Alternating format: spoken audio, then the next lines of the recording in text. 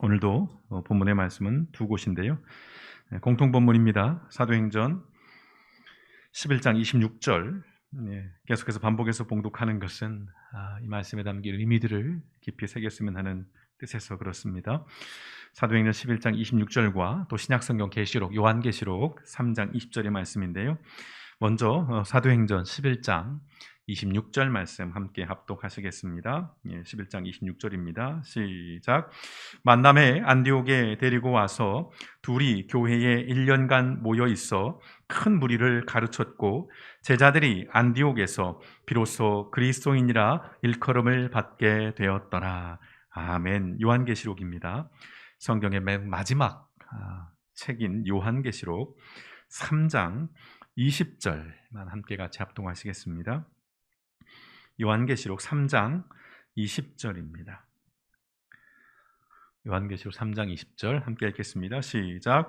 볼지어다 내가 문 밖에 서서 두드리노니 누구든지 내 음성을 듣고 문을 열면 내가 그에게로 들어가 그와 더불어 먹고 그는 나와 더불어 먹으리라. 아멘. 좋으신 아버지 하나님, 오늘 우리 가운데 함께하여 주셔서 아버지 우리의 상황과 여건들을 주장해 주셔서 오늘도 이 현장에 나와서 아버지 하나님의 전에 나와 예배합니다.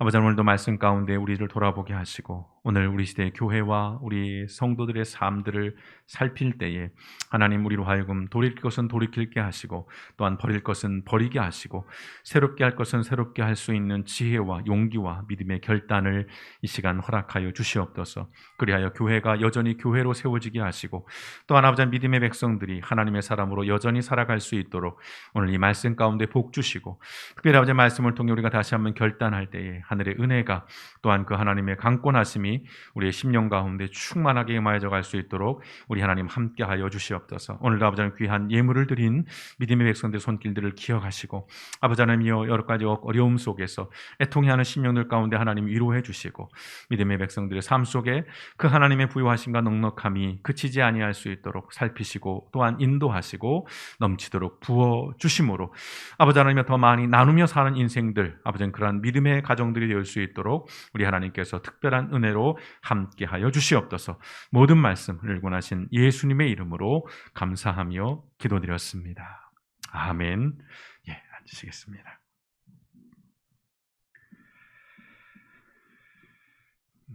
계속해서 그리스도의 이름값이라고 하는 큰 주제 속에서 말씀을 좀 이어가는데요.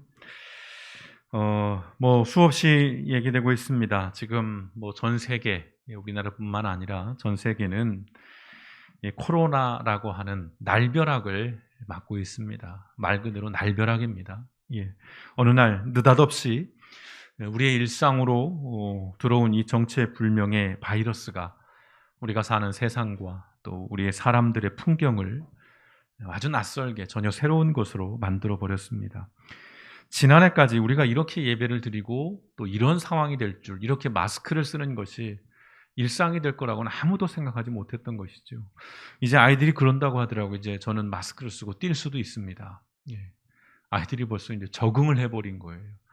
그러니까 이제 마스크를 쓰는 것이 전혀 어색하지 않은 그런 상황, 또 그런 일상이 되어버렸습니다. 분명 반갑지 않습니다만 그러나 조심스럽게 생각을 해보면 이 코로나로 인해서 또 우리가 생각해 볼 수 있는 긍정적인 부분도 분명히 있다고 여겨집니다. 물론 조심스럽습니다만은 그런데 그런 것이죠. 우리가 거침없이 달려가던 삶에 제동이 걸린 것이고요. 넘어진 것입니다. 멈춰진 것인데 그 과정에서 지금까지 이렇게 살아온 삶이 바른 것이었는지 또한 우리가 가고자 하는 길이 옳은 길이었는지를 돌아보게 한다는 것입니다. 근데 이 코로나 상황에서 어떤 사람들은 이 상황을 통해서 어떻게 하면 돈을 벌 수 있을까? 어떻게 하면 내가 여기서 내 인생에 무언가 반전을 만들어낼 수 있을까를 먼저 생각하고 거기에 집중하는 사람들도 있고요. 또 어떤 사람들은 이 코로나 문제를 어떻게 해결할까?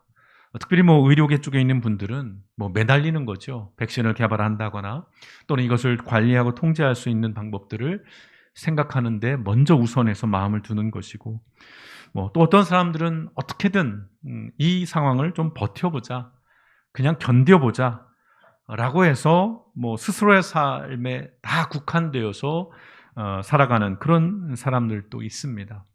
여러 가지의 반응들, 여러 가지의 대응들이 있는데, 적어도 우리 교회들이 또는 우리 그리스도인들이라면 이걸 통해서 어떻게 나의 유익을 얻을까라는 고민보다는 이걸 통해서 우리를 돌아보고 성찰해보는 그런 시간, 또 그런 마음이 우선이 되어야 하지 않을까 싶습니다. 이 코로나는 모든 분야 그리고 모든 사람들에게 아주 큰 영향을 주고 있습니다. 개인적으로는 이 코로나가 특별히 우리 기독교인들에게, 우리 교회들에게 매우 중요하고 또 의미심장한 그런 사건이 아닐까라고 생각을 합니다. 분명한 것은 이겁니다. 코로나라고 하는 것은 하나님께서 주신 것이 아닙니다. 이 고약한 바이러스를 하나님께서 주신 것이라고 말하면 그것은 심각한 문제가 있습니다.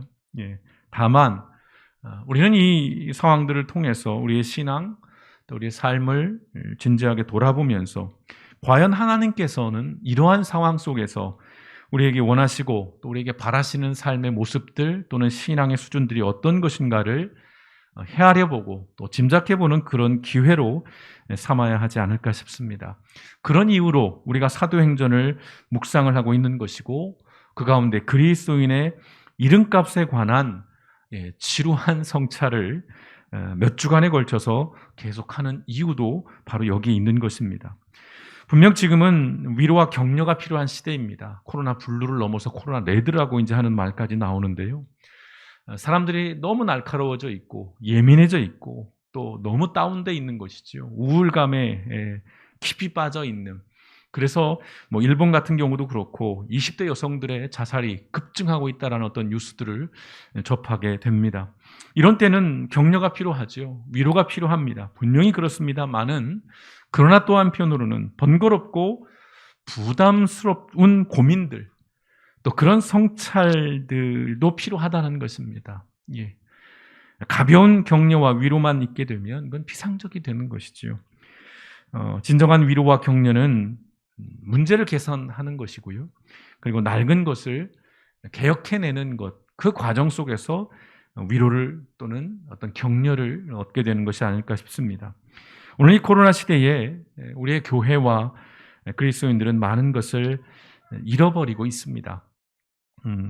먼저는 교회 안에서 보자면 일단 예배들이 다 축소가 되어버렸죠. 작은 교회, 큰 교회 할 것 없이 이제는 예배들이, 현장에서 드리는 예배들이 거의 사라졌습니다. 물론 다시 모이곤 있습니다만 예전 같지 않은 것이죠.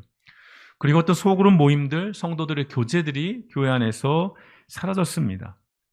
아울러서 교회 밖에서는 우리를 향한, 교회를 바라보는, 그리스도인들을 바라보는 세상 사람들의 신뢰, 어떤 기대를 우리가 많이 잃어버렸습니다. 쉽게 해서 신용을 좀 잃은 것 같습니다.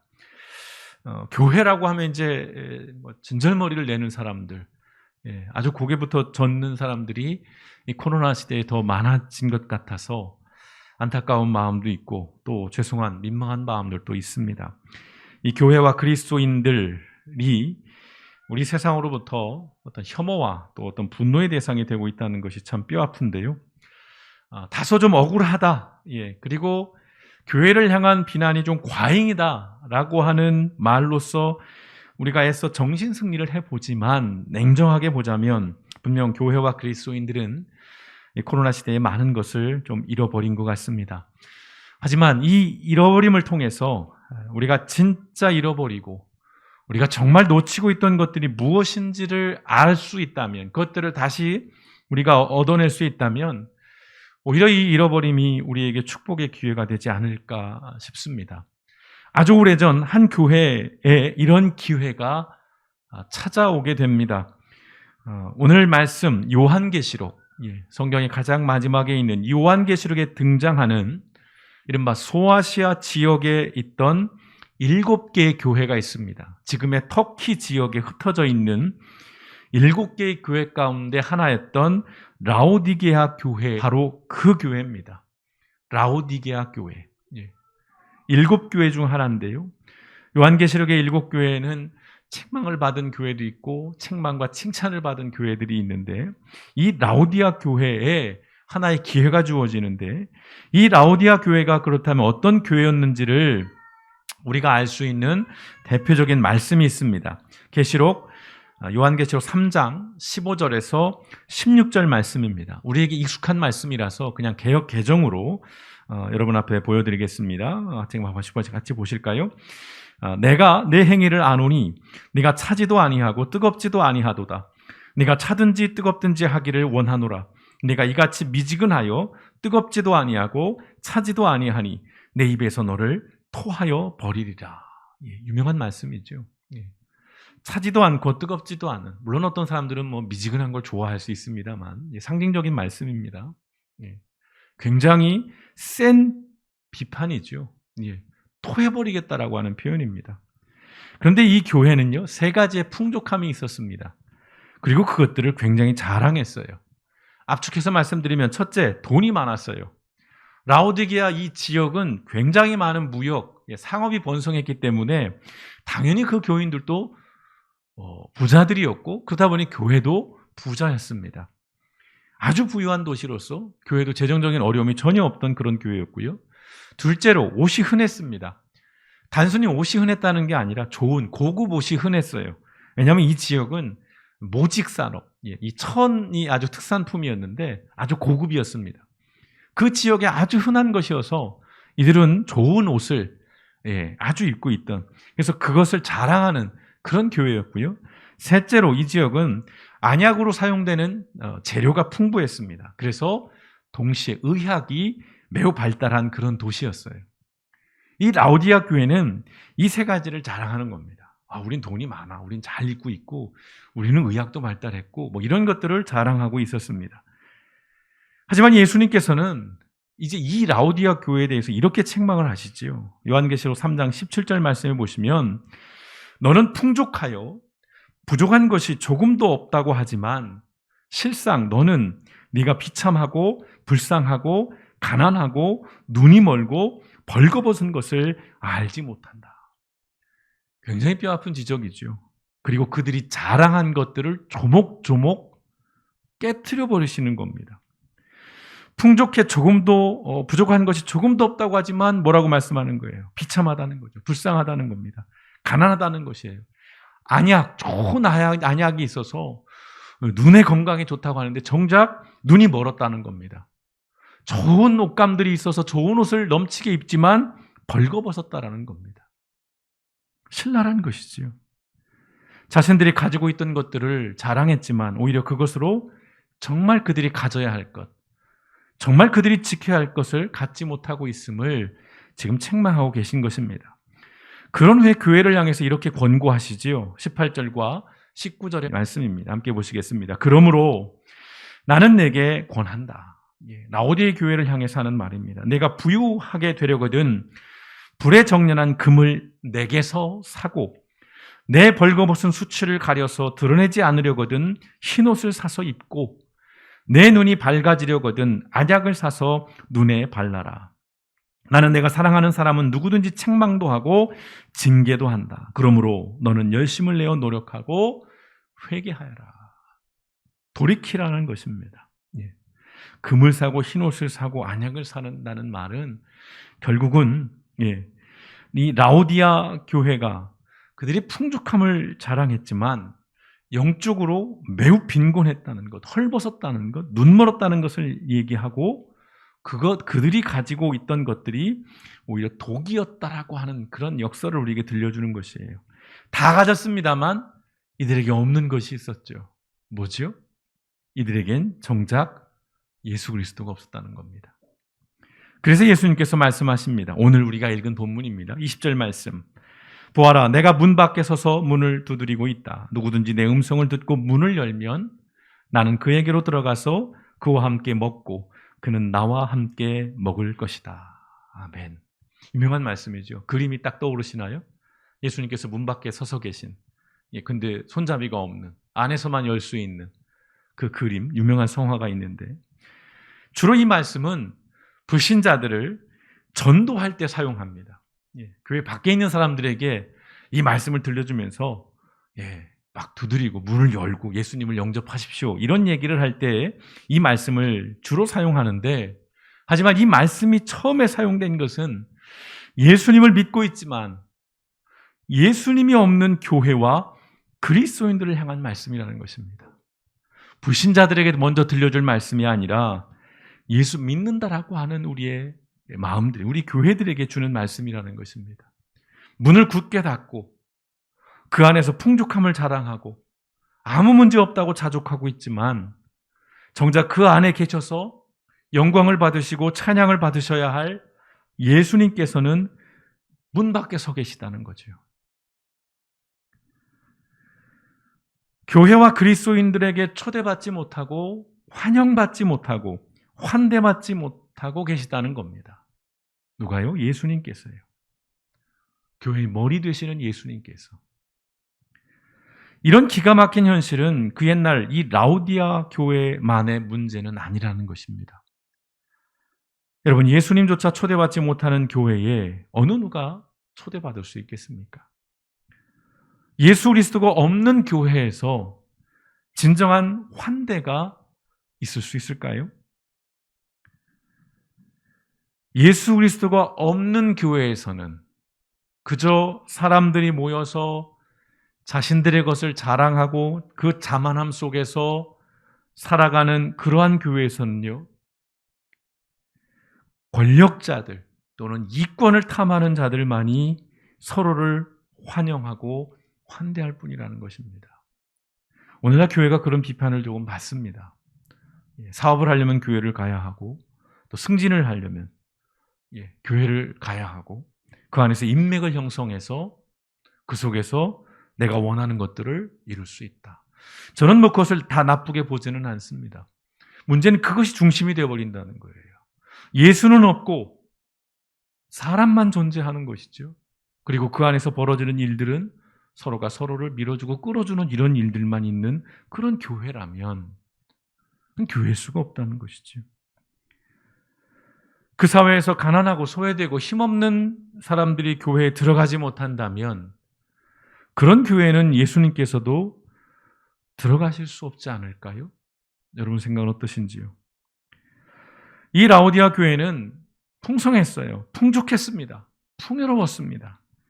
그러나 가장 빈곤하고 가장 빈약하고 가장 빈궁한 교회였다는 것이지요. 이런 역설과 모순은 오늘 우리 시대의 교회와 그리스도인들도 분명 경계해야 합니다. 여러분, 그리스도인이라는 이름값에는 본질적으로 너무 상식적인 얘기지만 예수 그리스도가 담겨 있는 것입니다. 예수 그리스도가 없다면 이 이름값은 아무 의미가 없는 것이죠. 그리고 예수 그리스도를 우리가 가졌다면 모든 사람들을 초청하고 환영하고 환대해야 할 권리와 책임이 우리에게 있다는 것입니다. 이것을 상징적으로 보여주는 사건이 주의 만찬입니다. 우리가 성만찬이라고 부르는 6월절에 예수님께서 십자가에 죽으시기 전 6월절에 제자들과 함께 나누셨던 그날의 그 저녁 식사.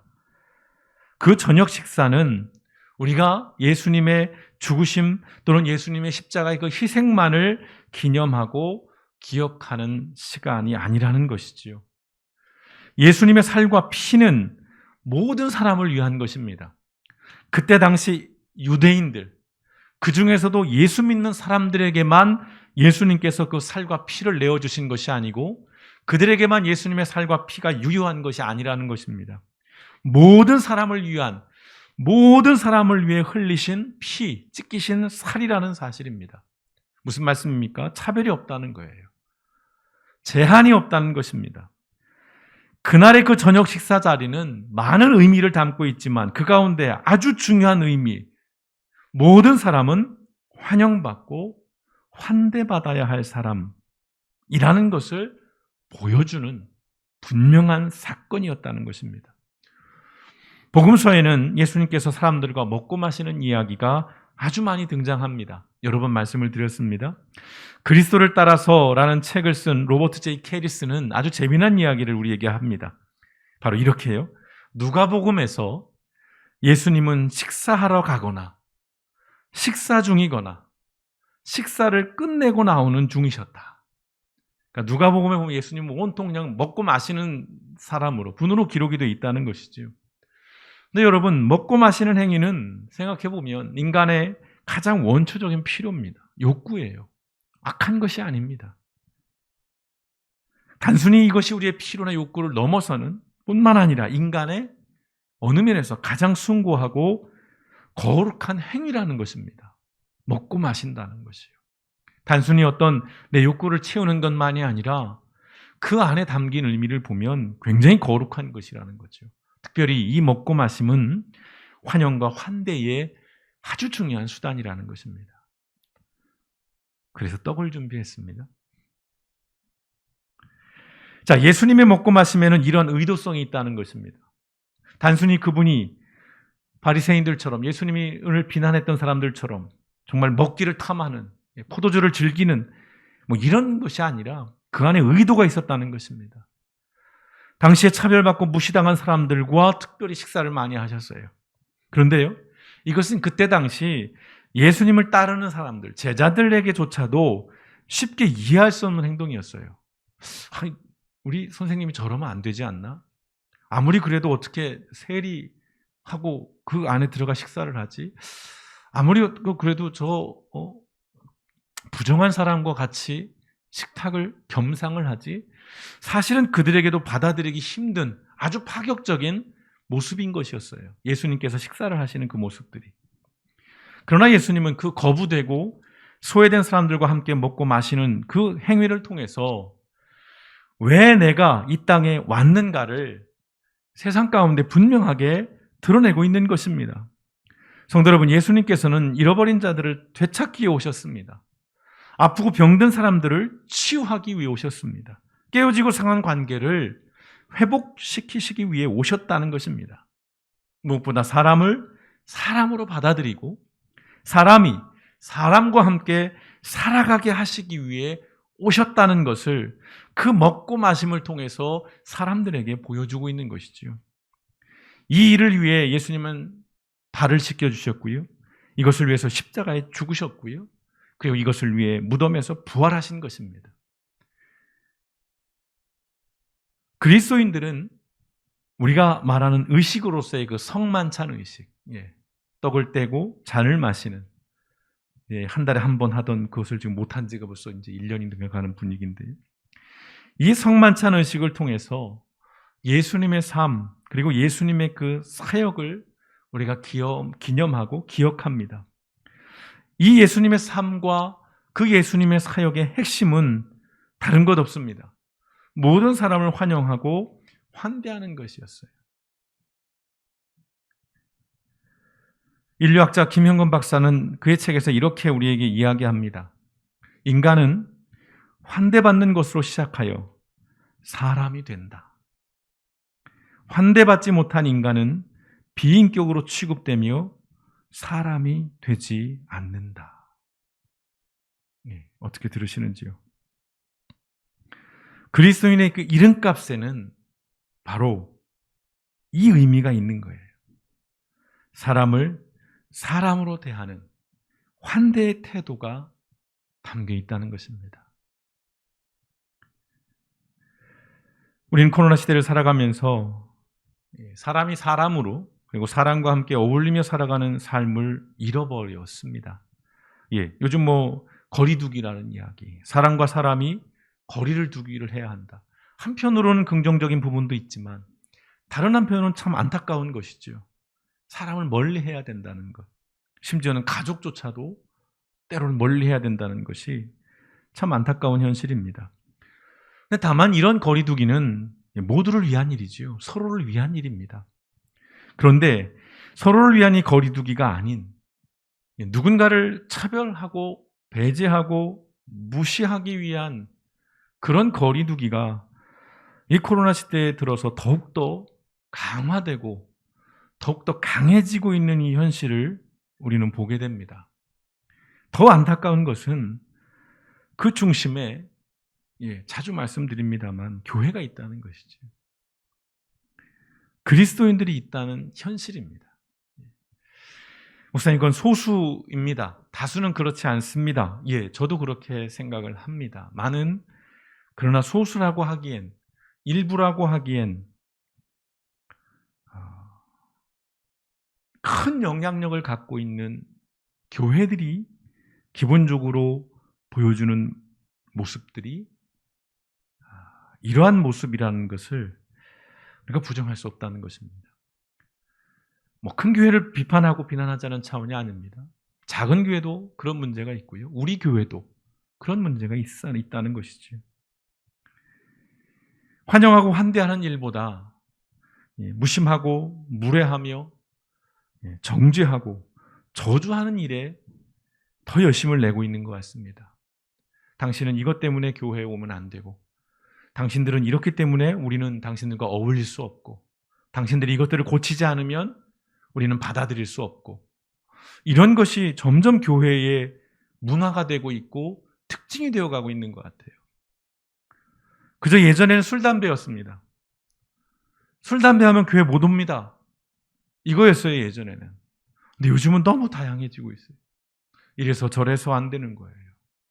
이런 이유 저런 이유로 자꾸 배제가 되고요. 심지어는 그들을 단순히 배제하는 차원이 아니라 이제 그들을 공격합니다. 저주하기까지 해요. 성경을 들고 십자가를 들고 하나님의 이름으로 교회가요, 사람들을 정죄하고 저주하는 일들을 서슴없이 합니다. 그것이 하나님의 뜻이라고 말해요.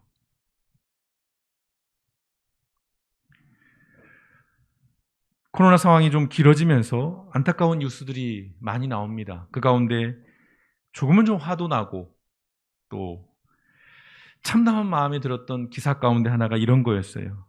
교회 사역자들을 해고하는 일이 늘고 있다라고 하는 기사였습니다. 보신 적 있으신지요? 교회 사역자들 해고 문제는 어제 오늘의 문제는 아닙니다. 어차피 참 복잡한 문제죠. 노동자도 아니고 근로계약서를 쓰는 것도 아니고 우리 전사님들도 마찬가지인데요. 그냥 쉽게 해고됩니다. 예, 그냥 황 전사 다음 주엔 오지 마. 이걸로 끝이에요. 해고 통보입니다. 예, 다음 주에 회의 안 와도 돼. 예, 이건 방패라는 거거든요. 이 일이 벌어진 교회들이 작은 교회가 아니더라고요. 예, 큰 교회인데 해고를 되는 거예요. 그 이유가 너무 안타깝습니다. 비대면 예배로 헌금이 줄어서 교회 유지를 위해서 불가피한 선택이라고 말을 합니다. 물론 속사정을 다 알지 못하기 때문에 조심스럽습니다. 쉽게 함부로 말할 수 없어요. 다만 그러한 선택이 최선이었는가 하는 아쉬움은 사실은 큽니다. 한국교회 교세를 자랑하죠. 그리고 힘이 있다고 얘기합니다. 그리고 막 진리와 정의를 외쳐요. 사랑을 말합니다. 그러한 교회의 선택이 그런 것이라는 현실이 아픕니다. 물론 그럴 수 있어요. 편의점 알바를 자르거나 직장에서 비정규직 재계약을 안 한다거나 그럴 수 있습니다. 회사가 어려우면, 곤란하면 그럴 수 있습니다. 그런데 그러한 일들이 교회 안에서도 그대로 일어난다는 것, 교회 안에서도 아무렇지도 않게 일어난다는 그 현실이 조금은 아픕니다. 부자인데 가난하고 화려하지만 비루한, 은혜롭지만 무례한, 사랑을 말하지만 무정하고 무심한 교회의 모습이 조금은 참담합니다. 크기와 힘을 자랑하지만 정작 예수님이 보이지 않는다는 거예요. 예수님이라면 어떻게 하셨을까요? 예수님이라면 어떻게 하셨을까요?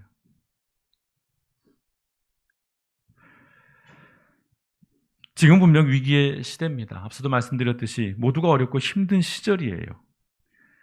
그래서 여유가 없고 그래서 다들 날카롭습니다. 그래서 이 성만찬의 정신을 다시 한번 생각해 보는 것입니다. 흉년에는 남의 땅을 사지 말라. 들어보셨는지요? 흉년에는 남의 땅을 사지 말라. 조선시대의 경주 최부잣집, 최고의 부자라고 알려진 그 최부잣집에 몇 가지 가훈이 있는데 그 중에 하나입니다. 흉년에는 남의 땅을 사지 말라. 무슨 의미겠습니까? 힘든 시기일수록 사람다움을 지켜 나가고 또한 지켜주라는 것입니다. 매우 중요한 것이지요. 힘든 시기일수록 사람다움이 사라집니다.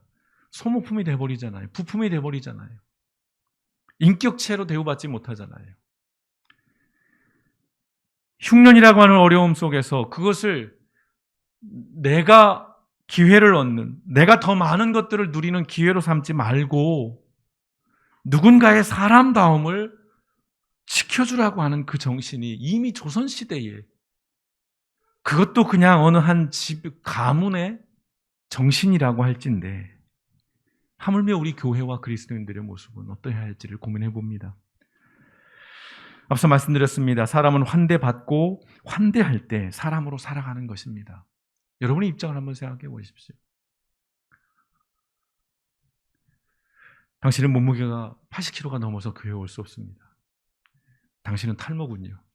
교회에 올 수 없습니다. 당신은 장애가 있군요. 교회에 올 수 없습니다. 당신은 나이가 70이 넘었으니 교회에 오시면 안 되겠습니다. 만약 교회 앞에서 그런 이야기를 듣게 된다면 여러분 마음들이 어떠실까요?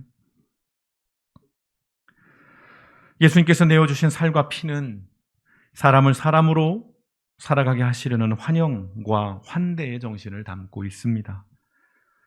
성도 여러분, 그리스도인은 환대하는 사람들입니다. 참 어려운 이야기도 합니다. 더러 나는 환대하지만, 호의를 가지고 누군가를 받아주지만 그 호의를 이용하고 악용하는 사람도 있어요. 뒤통수 치는 사람들도 있습니다. 그래서 상처를 받게 되는 일들이 있습니다. 그런 현실을 아주 부정하지 않습니다. 그러나 그런 현실 속에서 그것만을 바라보면서 우리가 끊임없이 누군가를 경계하고 우리도 민감하고 날카로워진다면 세상에는 소망이 없는 것이죠.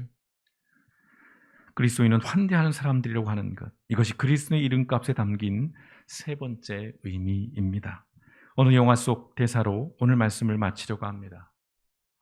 우리 사람은 못 되더라도 괴물은 되지 말자. 그리스도인이 그 이름값에 담겨 있는 이 환영과 환대의 정신을 우리가 다시금 새기면서 나도 힘들고 어렵지만 누군가를 받아들인다는 것이 사실은 번거롭고 불편한 일이지만 그럼에도 내가 그리스도인이기에 나를 환대하고 나를 환영해 준 사람들을 기억하면서 이제는 내가 누군가를 환영하고 환대하는 삶을 이 어려운 시기 속에서 우리가 포기하지 않고 작게라도 이 환대의 삶을 살아내는, 먼저는 예수 그리스도를 여러분 마음속에 받아들이시고요. 그 예수를 가진 예수를 통해서 누군가를 따뜻하게 품어주는 이 한 주간의 삶이 되시길 주님의 이름으로 축원드립니다. 함께 기도하시겠습니다.